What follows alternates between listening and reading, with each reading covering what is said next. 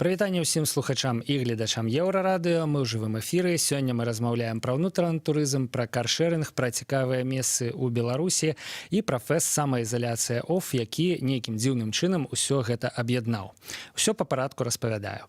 На фэсце самаізаляцыя ОФ, які стартуе 4-5 верасня ў Мінску, будзе прэзентаваная арт-карта Беларусі Fantastic Belarus Anytime. Гэта калабарацыя беларускіх мастакоў з каршэрынгавай кампаніяй Anytime пра самыя цікавыя месцы, якія можна знайсці ў нашай краіне. Каб вам пра ўсё гэта распавесці, мы запрасілі ў студыю, па-першае, прадстаўніка Anytime, гендырэктара кампаніі Стаса Беціна. Прывітанне, Станіслав. Всем привет, привет слушателям. Разам з намі соорганізатарка, адна з арганізатарак фэста Евгения Орлова.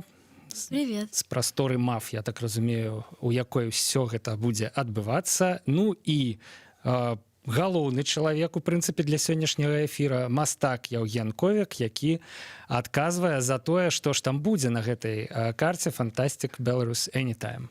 Прывітанне, Яўген. В прынцыпе, давайте пачнем з вас. На анонсе у нас і у вас такая вельмі дзіўная істота з 3 вачамі, незразумелай колькасцю валасоў, да, на нейкім дзіўным транспартным сродку, да, касічкі, гэта так, дзякаваць Богу, хоць рук 2. Тут нешта ўсё ж такі традыцыйнае. Хто гэта? Ну і ўвогуле, дарэчы, у чым ідэя гэтай карты Fantastic Belarus Anytime? Это персонаж, образ путешественника, который вот на лошадках, на образ путешественника, да, на деревянной игрушечной лошадке, которая будет путешествовать по нашей стране. Вот. Олицетворяет в себе самое сакральное, мистическое, то, что у нас есть в нашей стране и чем она богата. Будет открывать и показывать нам уникальные, интересные места для того, чтобы любой желающий мог посетить это. Колькі там будзе месцаў? Што гэта за месцы ў 2 словах? Он состоит пока из 9 точек. По каждой точке будет отдельная картинка, отдельный образ в виде животного, либо какого-то мистического персонажа, который будет олицетворять то место, в которое мы поедем. Сябры, важная дэталь, якую трэба агучыць з самага пачатку, падчас сённяшняга эфіра, і ў прынцыпе, я думаю, цягам гадзіны 2 пасля яго мы прымаем вашы адказы на пытанне, куды б вы паехалі, калі б у вас была каршэрынгавая машына Anytime на цэлыя суткі. Гэта можа быць цікавае месца, гэта можа быць маршрут, каб мець больш шансаў на перамогу. Далучайце фота. Прыз, які атрымае той, хто дашле найбольш цікавае месца, найбольш цікавы маршрут, гэта, ну, вось тут будзе абсалютна сюрпрыз, суткі каршэрингу бясплатна, дзеля таго, ў прынцыпе, каб здзейсніць гэтую паездку, пра якую вы, магчыма, марылі, а якую, магчыма, хочаце паўтарыць. Стас, мы, я думаю, сачыць не будзем, все ж таки пераможца конкурса зможа паехаць куды заўгодна, не толькі, конечно, да, без ограничений, но желательно оставаться в пределах Беларуси. Ведаеце, зараз і складана, мне здаецца, не застацца ў межах Беларусі. Гэта, правда, што сумная дэталь. Спадзяюся, што неўзабаве ўсё зменіцца і можна будзе нам спакойна выязджаць у іншыя краіны, а жыхарам іншых краінаў спакойна ўязджаць у нас. Ну, але, тым не менш, вось вы заўважаеце у гэтым сезоне нейкую актывізацыю людзей, якія ездзяць у доўгія паездкі па Беларусі. Напрыклад, ну, вось все ж мы кажам пра ўнутраны турызм, да? Калі за мяжу нельга выехаць, значыцца, трэба вандраваць па Беларусі. Бяруць у вас людзі машыны дзеля вось такіх праменадаў? Конечно, мы видим тренд, что люди стали ездить намного активнее с четверга до конца воскресенья. У нас есть такой инструмент, карта, на которой мы видим все точки наших автомобилей, как они расположены по Беларуси. Если открыть ее в субботу, мы увидим, что вокруг Минска большое облако рассредоточенных автомобилей.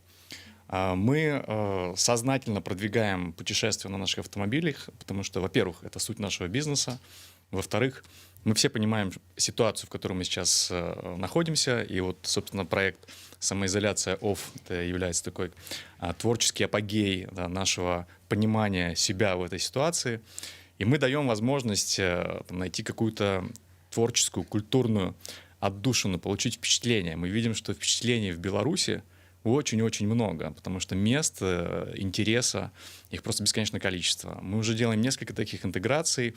Первое начали делать с ребятами. Евгений как раз составил эту фантастическую карту.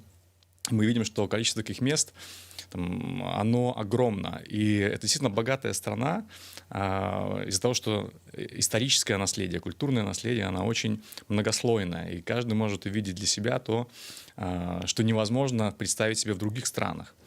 На самом деле сейчас внутренний туризм — это, скажем так, такой вынужденный тренд. Но если я, например, вспоминаю слова своего любимого писателя Эдгара Эллана По, который 200 лет назад еще говорил: ребята, американцам, зачем вы едете в Европу? Европа уже вся размечена, там все понятно, куда что, везде стоят таблички, указатели, куча туристов. Обратите внимание на Луизиану, на Джорджию, у нас столько скрытых интересных мест. Просто поверните за угол, увидите реку с красивыми берегами. То же самое применимо и к Беларуси, поэтому мы с радостью принимаем участие в этом проекте.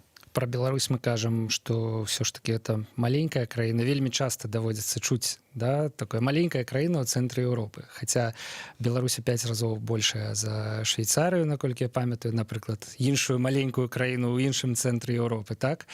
А калі машыны навокал гарадоў, гэта значыць, што людзі ўзялі машыну недзе ў горадзе і выехалі, да? Все верно. Мы недавно специально для таких путешественников создали несколько зон, где можно поставить машину по очень щадящему тарифу парковки. А то вернуть машину все равно треба назад у Минск, да, так? Либо в Минск, либо в Брест, либо в Гомель. У нас есть 3 зоны завершения поездки.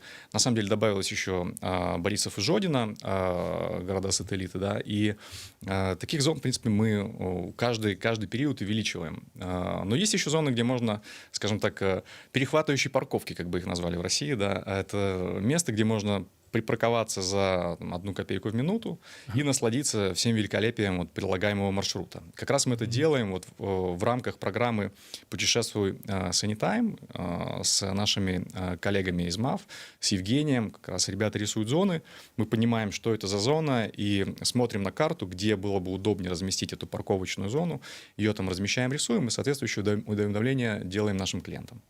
Евгения, наколькі я разумею, канцэпт самаізаляцыі ОФ гэта ўсё ж таки не завязана наўпрост на падарожжах. Это вялікі арт-праект, фэст сучаснага мастацтва.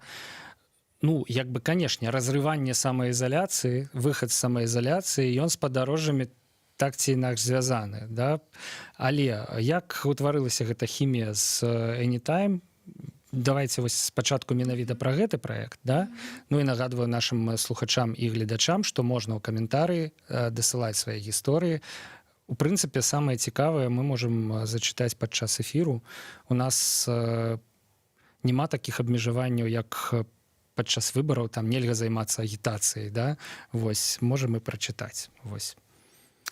Ну, в целом о проекте. Ну, мы как арт-пространство столкнулись с тем, что в конце вот марта, как раз в начале апреля, ну, наверное, основная тема, вообще единственная дня и в медиапространстве, и даже между собой, это была тема самоизоляции и пандемии. И, конечно, в таком пространстве информационном было как-то тяжеловато существовать. Плюс мы поняли, что ну, самоизоляция сама по себе — это такой экзистенциальный процесс, который требует переосмысления вообще у людей многих ценностей и даже взгляды на новые вещи. Ну и вот спустя там неделю вот этих размышлений, обсуждений мы поняли, что, в принципе, это неплохая основа для творчества и неплохая основа для того, чтобы дать людям возможность вот в этих таких сжатых каких-то рамках, в вакууме себя проявить, реализовать и еще показать другим, что это можно делать. И на самом деле это была такая экспериментальная идея. Мы не знали, чем это закончится, но приняла довольно большие масштабы. То есть мы начали с того, что ну, идея была сначала привлечь художников белорусских и, в принципе, людей творчества в разных жанрах. Это наша основная концепция. Для того, чтобы они создавали на самоизоляции свои работы и вели видеодневники, отмечали нас в социальных сетях. Сначала мы пригласили сами некоторых художников, потом эта волна охватила очень многих, и к нам посыпалось очень... у нас было больше 150 заявок от участников, которые создавали свои проекты, отмечали нас в социальных сетях. Вот, и все больше и больше людей к нам подключалось, и это были и режиссеры, и театралы, и танцоры со своими идеями проектов, постановок и работ именно вот на тему самоизоляции и в процессе самоизоляции. Ну и в конце концов, да, к нам также присоединился наш партнер Anytime. Вот, и мы дальше думали, нам очень всем хотелось сделать какой-то творческий проект вместе, и думали над тем, как интегрировать проект, бренд в наш проект. Вот, и познакомились с некоторыми художниками. Вот с Евгением уже пришли к этой идее создания маршрута по Беларуси. Бог, это все же будет маршрут. Опять же, ну да, это как раз и даже если посмотреть на карту, он даже вот по периметру идет, по контуру нашей страны. Да, у нас страны. выстроен в один путь. Я просто тоже скажу, почему эта тема нашла отклик, потому что мы тоже переживали вот этот период сниженного спроса. Мы понимали, что люди стараются обезопасить себя. В отсутствии определенной информации каждый принимал решение по-своему, как сформировать рамки своей самоизоляции на уровне личного пространства и, в принципе, да, на уровне страны. То есть как сейчас Беларусь, как страна изолируется, или как это Беларусь изолируется. Вообще Европа сейчас закрыта. Мы все понимали, что это очень сложный период, действительно уникальный, и для личностей экспрессивных, на которые творят, это, наверное, что-то вообще немыслимое. Когда у тебя нет зрителя, когда ты настолько ограничен, а у тебя свободы по умолчанию больше, чем, скажем, у среднестатистического человека, мы увидели в этом вот определенную возможность, да, показать, что хорошо, мы тоже готовы дать нашим клиентам чуть больше. Да. Там мы начинали с дезинфекции тотальной наших автомобилей, и когда все это уже пошло на спад, когда мы понимаем, что там пиковые все значения пандемии прошли, мы хотим нашим клиентам дать возможность перевести дыхание и вот набраться тех впечатлений, которых они были лишены вот весь этот период. Ну и по поводу переосмысления, да, это супер способ показать нашу страну в новом виде, показать нетривиальные какие-то места и нетривиальные символы. И когда Женя предложил эту идею, мы вообще все были в восторге и очень загорелись, потому что поняли, что здесь совпадает все. И тема самоизоляции, переосмысления, путешествий, ну и современного искусства. Вот так вот получился этот проект. Вось зараз якраз у куточку ёсць гэтая карта. Бачу сапраўды, што кропкі яны адмыслова відаць, да? Размешчаныя так па краях, але мне здаецца, што за суткі аб'ехаць нашу маленькую краіну ў цэнтры Еўропы абсалютна немагчыма. То бок гэта мусіць быць нейкае доўгае падарожжа, ці ўсё ж такі давядзецца выязджаць са свайго горада спачатку ў адно месца, пасля ў другое, пасля трэцяе і ўвесь час вяртацца. То бок канцэпцыя такая, да? І якраз можна, ў прынцыпе, ў сваім родным горадзе каршэрингавую машыну пакідаць пасля гэтага падарожжа. Гэта вельмі хітра. Яўген, распавядзіце, якія ў вас былі крыніцы натхнення. Да? Ўсё ж такі гэтыя выявы, якія вось мы зараз бачым на экране, яны вельмі дзіўныя, яны вельмі своеасаблівыя. Прызнаю вашае майстэрства, ўсё ў адным стылі, але ўсё рознае, да? Чым вы натхняліся? Я не ведаю, як это, як у музыкаў пытаюцца, што вы слухалі, калі записывалі гэты альбом, да? Вот, я не ведаю, на что вы глядели, да? Меня всегда вдохновляет природа, я нахожу там спокойствие, вдохновение, какие-то эмоции, переживания. То есть она меня вдохновляет, успокаивает, наполняет силами. Поэтому все мои образы, да, и стилистика, она направлена на взаимодействие человека и природы с таким традиционным белорусским под текстом, да, это какие-то символы, орнаменты, мистические образы какого-то определенного места, мифология своеобразная, там мотивы из сказки. Есть какие-то образы очень читаемые, например, тот же Зубр, да, но он выглядит немножко по-другому, более мифически, да. Есть образы, которые сложно прочитать и узнать это место, как Крыница. Поэтому они получили все разные, но как-то сделаны в одной стилистике, потому что объединяют территорию, на которой как бы мы живем, да, и олицетворяют то место, откуда они родом. Стас, я ведаю, што у Anytime, ну, в прынцыпе, як я карыстаюся, да, просто сел ды паехаў, да, але ёсць нейкія розныя тарыфы, да, дзеля розных мэтаў.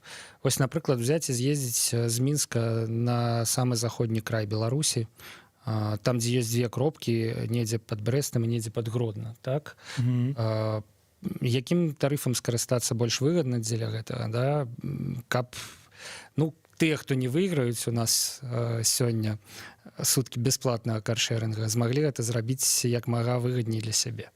У нас на самом деле очень простая линейка тарифов. У нас есть пакеты так называемые, есть минуты в пакетах, есть часы в пакетах и есть сутки в пакетах. Да? И все зависит от того, как человек планирует свое перемещение. Если, например, он привязан к какому-то времени, он может подгадать примерно, если это сутки, взять суточный тариф, 61 рубль у нас стоит, и поехать на суточном тарифе.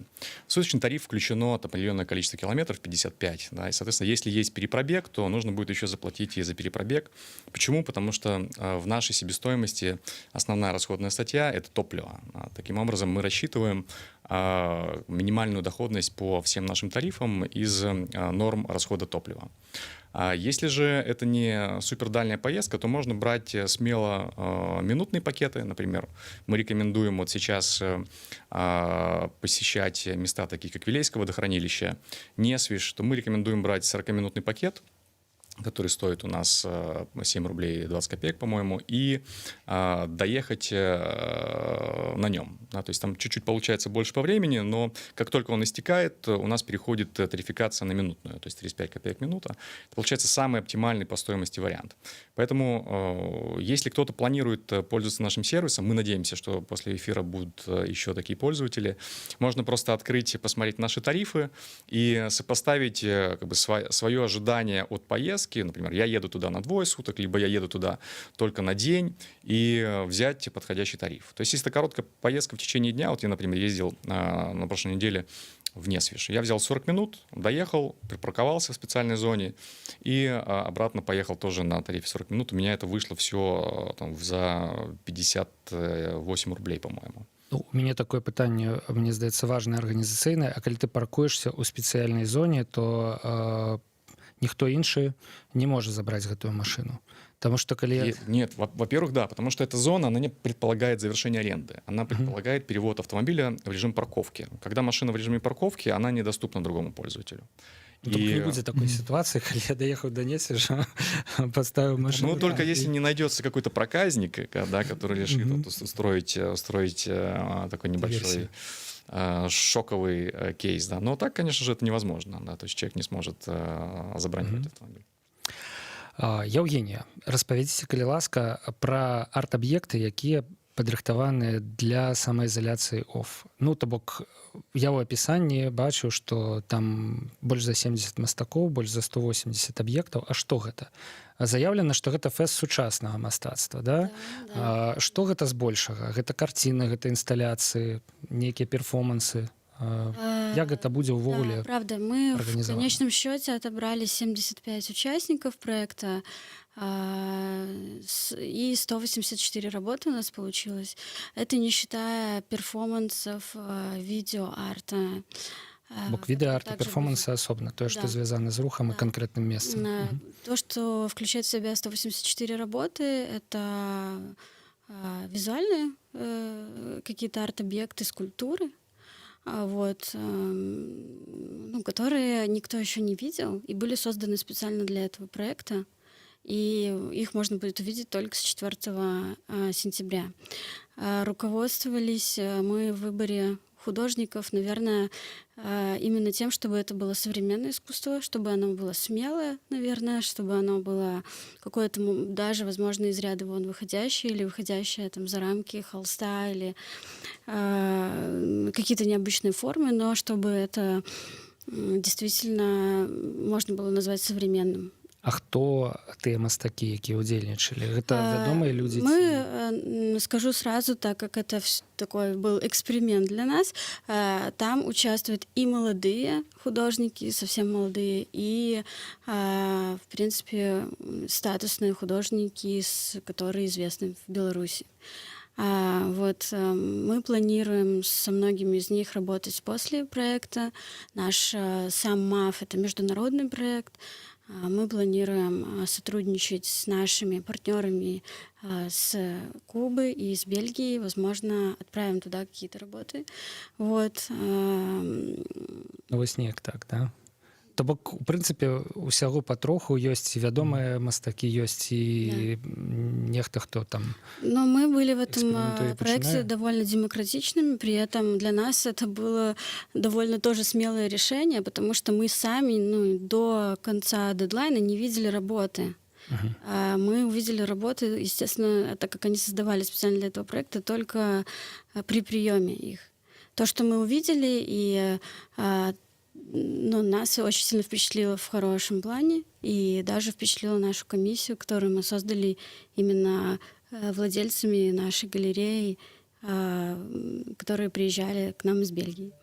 Вот. Ну, конечно, мы это храним в секрете, и у нас в Instagram, в Highlights можно увидеть только кусочки дневников, вот. Но, конечно, мы храним интригу до конца, и то, что получилось, то, что будет, а это будет ярко, я это видела, и я знаю, можно будет увидеть только с 4 сентября.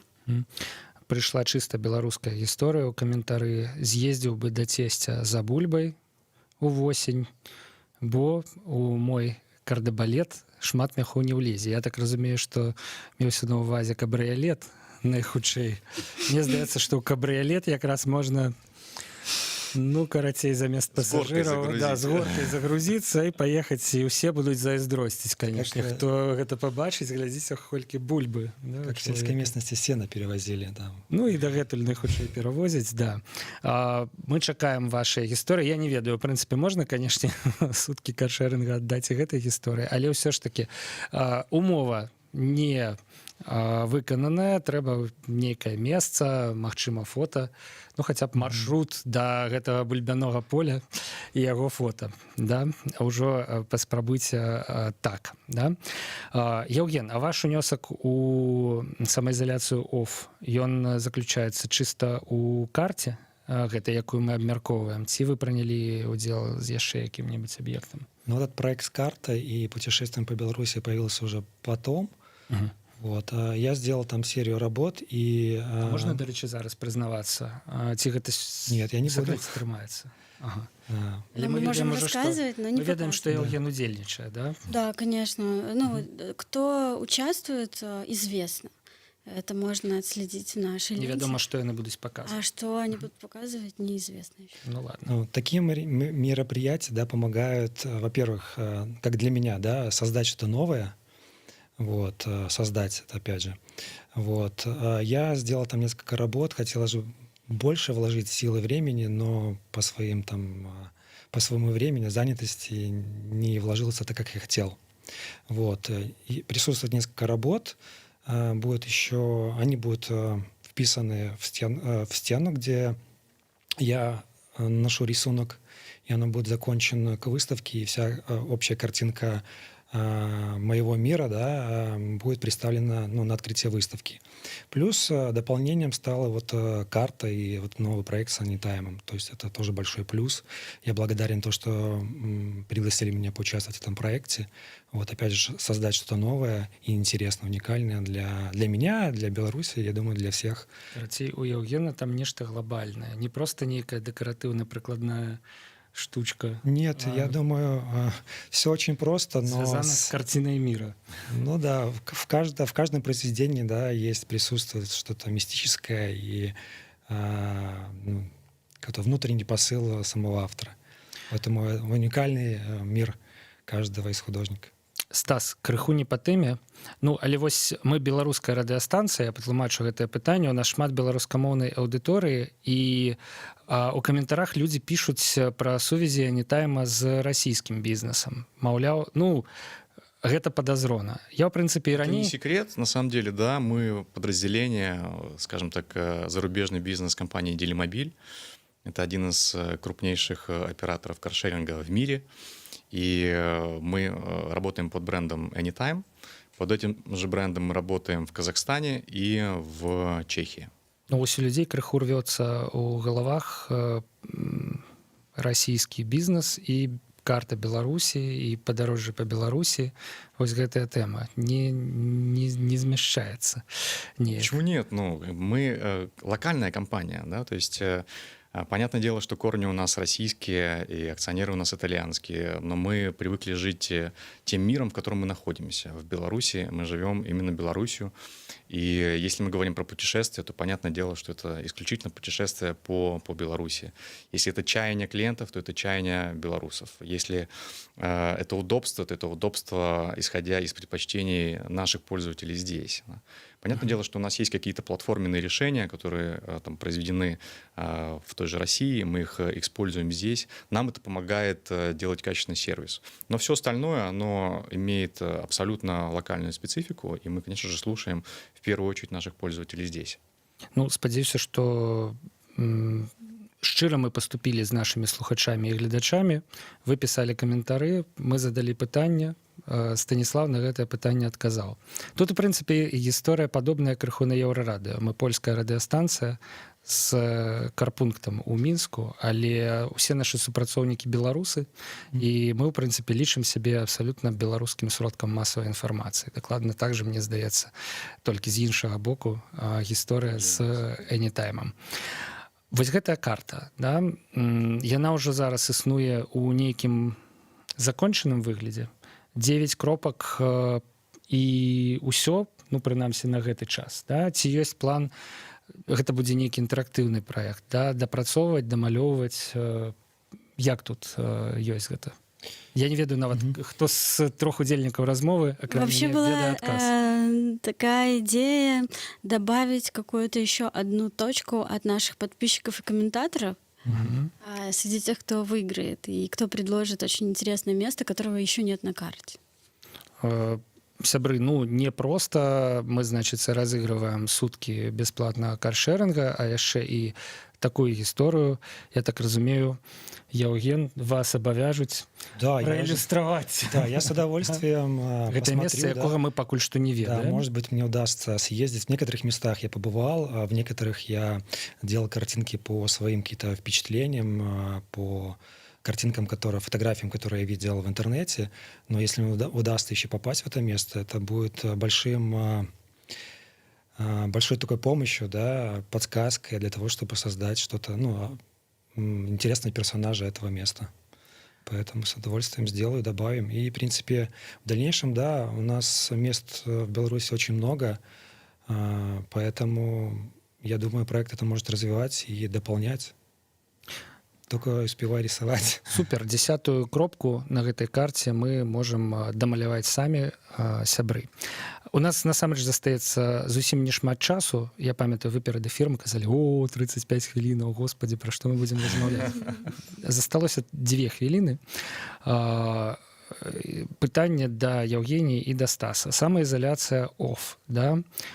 У Беларусі у нас, у прынцыпе, як такой самаізаляцыі, каранціну цэнтралізавана не было. Да? У самаізаляцыю адпраўляліся, ну, толькі тыя, хто лічыў, што ім гэта патрэбна, і людзі, ну, якія сталі ахвярамі інфекцыі. Так? Але, ну, мы ўсе разумеем, што нейкае напружанне, гэтая сітуацыя і нейкі ціск на нас яна аказала. Стас, як вы думаеце, з гледзяшча свайго бізнеса, да, калі можна будзе ўжо дакладна сказаць, што каранавірус оф, да? Ну, а Яўгенія, можа, пакуль Стас будзе адказваць, ось менавіта са светапогляднага гледзяшча, да, калі мы зможам выдохнуць да, і сапраўды сказаць самім сабе, супакоіцца, да, што ўсё гэта ў минулым. Ну, вот по динамике нашего бизнеса я бы отметил апрель, когда действительно вот стали поступать разрозненные данные из всех точек мира относительно динамики распространения вируса. И понятное дело, что...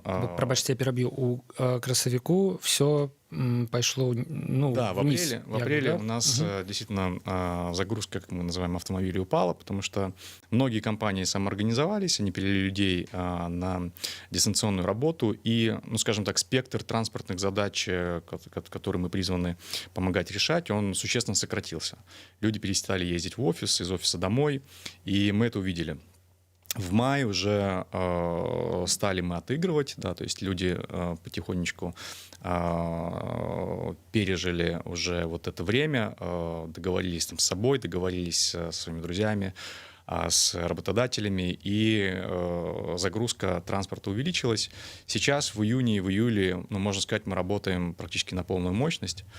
И люди активно пользуются, мы видим, и общественным транспортом, и каршеринговым транспортом. В принципе, жизнь, наверное, вернулась, да, вот с точки зрения активности каждого отдельно взятого гражданина Беларуси. То бок, у прынцыпе, ну, бізнес выйшаў з таго крызіса, які быў у весну. Все верно. І да, мы вернулись. Вярнуўся. Ну, я гэта, ў прынцыпе, бачу і па іншых бізнесах. Там, напрыклад, нават транспартны бізнес, калі ўзяць, Яндекс.Таксі быў час, увогуле не было ніякіх каэфіцыентаў, да? Цяпер, на жаль, коэфіцыенты вярнуліся і ездзіць зноў стала даражэй, да? У вас, я так разумею, кошты не мяняюцца, але просто поток кліентаў назіраецца там, умоўна кажучы, як раней улетку, там. Все верно. Супер. Евгения. Ну, во-первых, я убеждена, что вопрос здоровья — это личный вопрос каждого, и каждый сам принимает решение, нужно ли ему находиться на самоизоляции.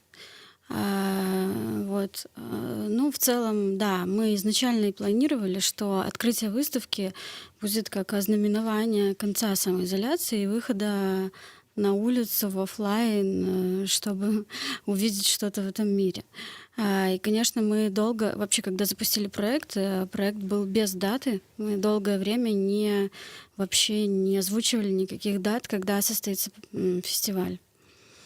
Ну, в итоге мы, прожив лето, мы поняли, что уже пора все-таки обозначать его даты, рамки. Ну, выбрали месяц сентябрь, да, я согласна со Стасом абсолютно, что сейчас уже кажется визуально, что как-то ситуация наладилась, но единственное, на что мы все надеемся, что она, наверное, не повторится. Вот. Но опять же, если для кого-то вопрос самоизоляции является значным, критичным, мы не беремся пропагандировать, что все, перестаньте это делать. Если это кто-то считает важным, пускай остается дома. Но мы надеемся, что вот наш фестиваль ознаменует выход из самоизоляции, и люди придут и посмотреть на результаты работ. Ну, дарэчы, я так разумею, ўжо зусім у двух словах была ідэя правесці яго раней, але ўсё ж такі да, была, вырашылі, но мы его трэба перенесли, ссунуць. Да. Ну, фестиваль, я, может быть, скажу пару слов вообще о самом фестивале. Он продлится до 26 сентября, то есть целый месяц, но будет работать в ограниченном режиме только пятница и суббота с 6 вечера до 4 утра. А як там с всякими масками, дистанцией? Конечно, все меры предосторожности нужно все равно соблюдать, и мы тоже постараемся сделать максимально все, чтобы это было безопасным. Што ж, сябры, пра што мы размаўлялі папярэднія паўгадзіны. 4 верасня ў Мінску стартуе фестываль агромны фестываль сучаснага мастацтва «Самаізаляцыя ОФ». Цягам 4 уікендаў у верасні будуць адбывацца нейкія падзеі, звязаныя з пераасэнсаваннем і выхадам самаізаляцыі. Адзін з праектаў, рэалізаваных дзеля гэтага фестываля, на гэтым фестывалі гэта арт-карта Беларусі «Fantastic Belarus Anytime». Да яе спрычыніўся каршэрынгавы аператар Anytime, як нескладана зрабіць выснову з назвы. Да, ўсё гэта звязана, карта Беларусі, цікавыя месцы і паездкі, у якія можна выправіцца на каршэрынгу. Мы сёння запрасілі сюда прадстаўніка Anytime, гендырэктара кампаніі Стаса Беціна. Стас, ну, вы ўжо разумееце, што я развітваюся паціху, да? Да пабачэння, дзякую вам вялікі, што прыйшлі. Таксама з намі былі мастак, які працаваў над гэтай картай, Яўген Ковік. Дзякуй, Яўген. Суарганізатарка самаізаляцыі ОФ Яўгенія Арлова з прасторы МАФ Мінскай. Дзякуй, Яўгенія. Да пабачэння. Павел Свердлоў пры мікрафоне. Дарэчы, што я забыў сказаць, мне здаецца, што каршэрынг гэта адзін з самых бяспечных сродкаў, формаў перасоўвання па краіне зараз. Грамадскі транспарт усё ж такі. Можа там быць нейкая небяспека, калі ты адзін, ты там са сваімі сябрамі, з кім ты стасункуешся ў машыне, шанец нешта падхваціць мінімальны. Так што ўсё тут кладзецца ў канцэпцыю самаізаляцыя ОФ. І самае апошняе. Прапануйце свае варыянты цікавых месцаў у Беларусі, куды можна даехаць за суткі і вярнуцца ў свой родны горад, і за гэта можна выйграць суткі каршэрингу ад Anytime. Павел Свердлоў працаваў пры мікрафоне ў гэтым эфіры. Пачуемся на Еўрарадыё.